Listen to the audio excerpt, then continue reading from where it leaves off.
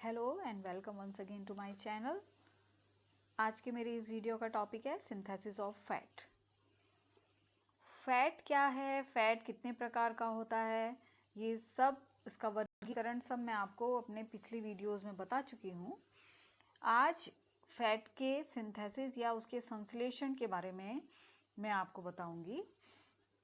Fat का संश्लेषण जो है वो 3 फेजेस में पूरा होता है। synthesis of fatty acid, synthesis of glycerol and combination of fatty acids and glycerol, जिसे हम एस्टरिफिकेशन भी कहते हैं। एस्टरिफिकेशन मतलब कि ग्लूकोज और फैटी एसिड के जो मॉलिक्यूल्स हैं, 3 मॉलिक्यूल्स हैं, 3 फैटी एसिड के मॉलिक्यूल्स मिलकर एक मॉलिक्यूल ग्लिसरॉल के साथ एस्टरिफाइड होते हैं और फैट या एस्टर का निर्माण होता है, वाटर रिलीज होता है। तो एस्टरिफिकेशन यही होता है कि अल्कोहल और एसिड्स के मॉलिक्यूल मिलकर इसका एक एस्टर का निर्माण करते हैं। ठीक है, तो सबसे पहले जो है वो है synthesis of fat, synthesis of fatty acid. Fatty acid जो होती है कि फैटी एसिड क्या है, फैटी एसिड ये मैं शुरू वाले लेक्चर में बता चुकी हूँ उससे पहले कि एक स्ट्रेट चेन है हाइड्रोकार्बन कंपाउंड्स की, जिसमें इवन नंबर में ई कार्बन एटम्स होते हैं और उसके टर्मिनल एंड पर कार्बोक्सिलिक ग्रुप होता है। तो प्लांट्स में फैटी एसिड का जो संश्लेषण है वो प्लास्टिड्स में होता है। ठीक है, क्योंकि हम प्लांट्स की बॉटनी के बारे में मैं बात कर रही हूँ, तो प्लांट्स की बात करेंगे और प्लांट्स में फैटी एसिड का जो संश्लेषण है वो प्लास्टिड में कंप्लीट होता है। तो फैटी एसिड का संश्लेषण जो है वो डिफरेंट स्टेप बाय स्टेप होता है और इस स्टेप को हम 6 हेडिंग्स के अंतर्गत पढ़ सकते हैं। सबसे पहला है transfer of acyl group, then condensation, reduction, dehydration, saturation and इसके बाद चेन इलोंगेशन। जैसा कि मैंने अभी बताया, एक लंबी श्रृंखला होती है हाइड्रोकार्बन चेन की। तो छोटे फैटी एसिड से लेकर लंबे जो कार्बन, ज़्यादा कार्बन वाले जो फैटी एसिड हैं वो कंटिन्यूअस बनते चले जाते हैं। तो फर्स्ट पॉइंट है ट्रांसफर ऑफ एसाइल ग्रुप। ठीक है, तो इसमें क्या होता है, the acyl group of acetyl coenzyme A is transferred to the SH group of the enzyme to form acyl S ACP complex and releasing coenzyme A. ठीक है, तो यहाँ पर क्या होता है, एसिटाइल कोएंजाइम ए से शुरू आती है। एसिटाइल कोएंजाइम होता है वो 2 कार्बन का कंपाउंड होता है। तो ये एसिटाइल कोएंजाइम ए एसीपी, एसीपी का फुल फॉर्म जो होता है उसको हम कहते हैं एसाइल कैरियर प्रोटीन। ठीक है, तो एसाइल कैरियर प्रोटीन के साथ सबसे पहले ये कंबाइन होता है और एक कॉम्प्लेक्स का निर्माण होता है जिसे हम कहते हैं एसिटाइल एस एसीपी कॉम्प्लेक्स। ठीक है, तो ये एसीपी कॉम्प्लेक्स जो होता है एस एच या एस जो यहाँ पर हो रहा है, इसका मतलब होता है सल्फ हाइड्राइल ग्रुप, इसे हम कहते हैं एस एच को हम कहते हैं सल्फ हाइड्राइल ग्रुप। ठीक है, तो ये इसका निर्माण हो रहा है। तो ये क्या करता है, एंजाइम जो यहाँ पर काम आता है, that enzyme is called ACP. ACP मैंने जैसे कि अभी बताया, वापस दोहराती हूँ, एसाइल कैरियर प्रोटीन। ठीक है, acyl carrier protein acetyl transferase enzyme इस पूरी रिएक्शन को करता है। जब इस कॉम्प्लेक्स का निर्माण हो जाता है तो ये जो कॉम्प्लेक्स होता है तो वो मेलोलाइन ग्रुप जो होता है, मेलोलाइन कोएंजाइम ए। ठीक है, मेलोलाइन कोएंजाइम ए का जो मेलानाइन ग्रुप है वो ट्रांसफर होता है अदर एसएच। एसएच यानी एस जो मैं कह रही हूँ, एसएच यानी वापस दोहराती हूँ, एसएच मीन्स सल्फ हाइड्राइल, है ना, सल्फेट से रिलेशन है इसका। तो यहाँ पर क्या होता है, in the presence of ACP malonyl transferase enzyme, ये दोनों कंबाइन हो रहे हैं तो एक कॉम्प्लेक्स का निर्माण कर रहे हैं, एसिटाइल मेनोनाइल एस एसीपी कॉम्प्लेक्स, और कोएंजाइम ए यहाँ पर रिलीज हो रहा है। ठीक है, तो ये फर्स्ट स्टेप है। फर्स्ट स्टेप क्या हो रहा है, ट्रांसफर ऑफ एसाइल ग्रुप। जितने भी एसाइल ग्रुप है वो ट्रांसफर उनका होता है यहाँ पर। अब इसके बाद क्या होता है, कंडेंसेशन। कंडेंसेशन में क्या होता है, the acetyl and the malonyl group, ठीक है, एसिटाइल और मेलोनाइन जो ग्रुप हैं वो बॉन्ड हो जाते हैं एसएच ग्रुप के साथ बॉन्ड होके जिस जो जो प्रोसेस जो होती है उसको हम कहते हैं कंडेंसेशन रिएक्शन, और ये निर्माण करते हैं एसीटोएसाइल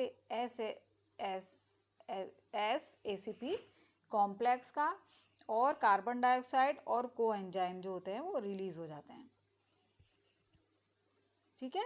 तो एसीटोमेलोनाइन सल्फाइड्राइल एसीपी कॉम्प्लेक्स हाइड्रोजन के साथ कंडेंस होकर एसीटोएसाइल एसीपी कॉम्प्लेक्स का निर्माण करता है, कार्बन डाइऑक्साइड अलग हो जाती है और कोएंजाइम भी रिलीज हो जाता है। और एंजाइम जो यहाँ पर काम आता है वो एंजाइम होता है 3-कीटोएसाइल एसीपी सिंथेटेज। तो ये एक कंडेंसेशन प्रोसेस होता है। इसके बाद रिडक्शन होता है। रिडक्शन में क्या होगा, हाइड्रोजन जो होता है वो जुड़ने का काम करता है, तो वो हाइड्रोजन कहाँ से लेगा, वो हाइड्रोजन NADPH से लेगा, ठीक है। तो एसिटोएसाइल एंजाइम कॉम्प्लेक्स जो होता है, ये एसिटोएसाइल जो SACP कॉम्प्लेक्स जो बना है, ये रिडक्शन की प्रोसेस करता है किसकी सहायता से, रिड्यूस कोएंजाइम NADPH2 NADPH जो है उससे हाइड्रोजन को लेता है और किसका निर्माण करता है, 3 एडोक्सीब्यूटाराइल SACP कॉम्प्लेक्स का। और NADP अलग होता है क्योंकि हाइड्रोजन ये ले लेता है, तो ये रिडक्शन का प्रोसेस हो जाता है। और एंजाइम जो होता है 3-कीटो ACP रिडक्टेज, यहाँ पर वही एंजाइम जो है 3-कीटो सिंथेटेज था वहाँ पर, यहाँ पर रिडक्टेज काम आता है। अब नेक्स्ट प्रोसेस में क्या होता है, डिहाइड्रेशन। डिहाइड्रेशन मीन्स वाटर का अलग होना। तो water molecule is removed from dihydroxybutyryl SACP complex with the help of enzyme 3-hydroacyl ACP dehydratase, ठीक है। इसकी सहायता से ये अलग हो जाता है और क्या बनाता है, ट्रांस ब्यूटेनॉल SACP कॉम्प्लेक्स, और वाटर अलग हो गया क्योंकि डिहाइड्रेशन का प्रोसेस है ना। हम क्या पढ़ रहे हैं, हम प्लास्टिड में, पौधों में प्लास्टिड में फैटी एसिड का जो सिंथेसिस है वो कैसे हो रहा है उसके बारे में पढ़ रहे हैं। तो ये अलग अलग स्टेप्स है। डिहाइड्रेशन हुआ, अब डिहाइड्रेशन के बाद जो प्रोसेस होगा उसको हम कहेंगे सैचुरेशन। सैचुरेशन में क्या होता है, जो ट्रांस ब्यूटेनॉइल ACP कॉम्प्लेक्स है वो सैचुरेटेड हो जाता है with the help of NADH, again NADPH2 के उससे हो जाएगा फॉर्म, और ब्यूटेराइल सल्फाइड ACP कॉम्प्लेक्स का निर्माण करेगा। यानी फिर ये एक तरह से रिडक्शन का प्रोसेस होता है। एंजाइम इनोलाइल SACP रिडक्टेज यहाँ पर काम आता है, और इस तरह ये ब्यूटेराइल ACP कॉम्प्लेक्स यहाँ पर 4 कार्बन का बन जाता है। अब क्या होता है कि ब्यूटेराइल ACP कॉम्प्लेक्स जो पहले बना, ट्रांसफरेज एंजाइम यहाँ पर काम करता है। तो नेक्स्ट स्टेप में अगर मैं बोलूँ तो क्या होगा कि नेक्स्ट राउंड में रिएक्शन की वो एनादर मेलोनाइन कोएंजाइम से के एडिशन से शुरू होती है, ठीक है। वापस दोहराती हूँ कि जब सैचुरेशन हुआ और ब्यूटेराइल ACP कॉम्प्लेक्स का यहाँ पर जब निर्माण हो रहा है, तो ये ब्यूटेराइल कॉम्प्लेक्स वापस मेलोनाइन, ठीक है, मेलोनाइल कोएंजाइम में एसिटाइल कोएंजाइम के साथ भी यूज हुआ, यानी 2 कार्बन जो है वो वापस यहाँ पर जुड़ते हैं। फिर वही कॉम्प्लेक्स मेलोनाइन कोएंजाइम में और ब्यूटेराइल का निर्माण होता है। ब्यूटेराइल कॉम्प्लेक्स फिर 2 कार्बन के साथ वापस जुड़ता है, कार्बन डाइऑक्साइड अलग होता है, तो प्रोसेस वही चलती है।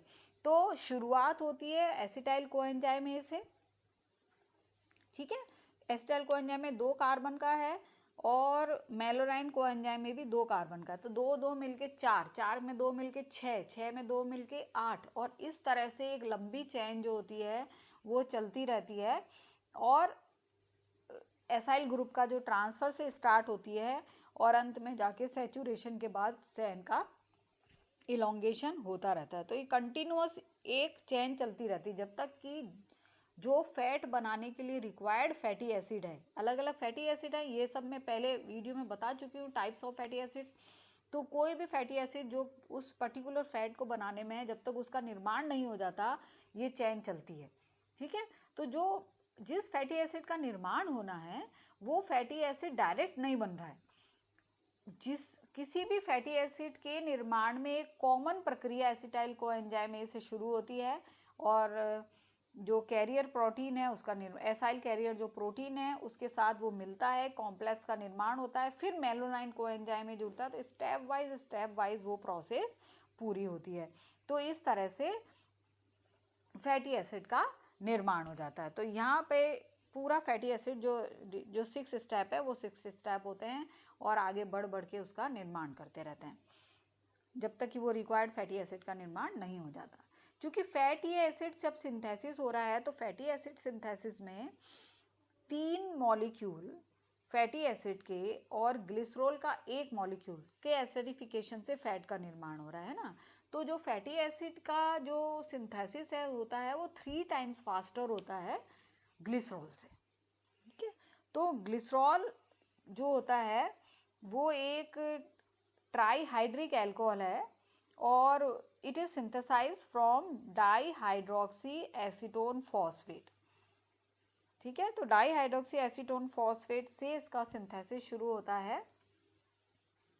The synthesis of glycerol occurs in 2 steps, step 1 and step 2। यहाँ पे इसको पूरी स्टेप को एक ही रिएक्शन के अंदर दिखाया गया है। तो 2 स्टेप में होता है। पहली स्टेप में क्या होता है, डाईहाइड्रोक्सी एसीटोन फॉस्फेट जो यहाँ पर है is reduce to a glycerophosphate, ठीक है।